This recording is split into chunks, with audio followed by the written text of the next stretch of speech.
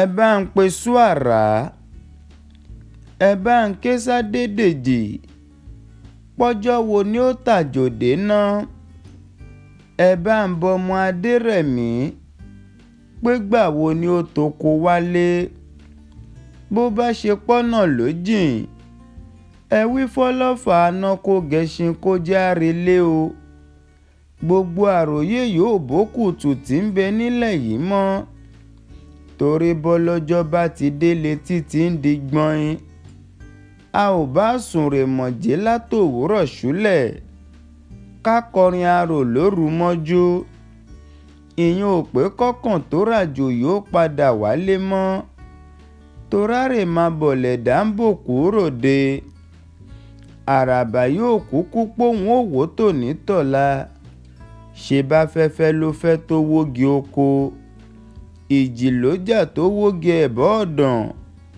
Adédèjì ò póhùn ó ṣílẹ̀ wọ̀ ní kíákíá. Ikú ló bẹ́bùrú wọ yẹ̀wù, tó fẹ́ ná pamọ́ lọ́fà aná lọ́wọ́. Ẹni kú ọmọ Adérẹ̀mí kùn ló ń kà. Ibi ó gbé ti bá kálukú ló ṣọ̀tọ̀ọ̀tọ̀ lára wọn. Gbogbo òṣèré sinimá nílẹ̀ yìí, ẹ kú lédè gbédè níyì tó jọwọ́ okùnlẹ̀. Gbogbo olólùfẹ́ èdè àtàṣà Yorùbá, ẹ kú àmúmọ́ra pèdè mábèdè jẹ́ tó dágbére fáyé. Ìṣọ̀wọ́ gbogbo agbáṣàga lóde ilẹ̀ yìí, ẹ kú aráfẹ́ra kú sọ̀rọ̀sọ̀rọ̀ tó dáńtọ́ lórí ahọ́n.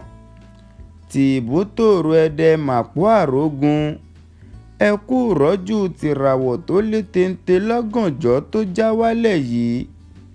Èmi ò bá pè ń pè é nígbà ẹgbèje, èmi ìbá pè ń pè é nígbà ẹgbẹ̀fà, pé kọ́lọ́fà aná ó gẹṣin kó járelé. Àmọ́ títí ayé ó wálẹ̀ yéré la ó mọ̀ wí. Adédèjì ọmọ Adérẹ̀mí ò tún padà wálẹ̀ yìí mọ́. Ó di gbére.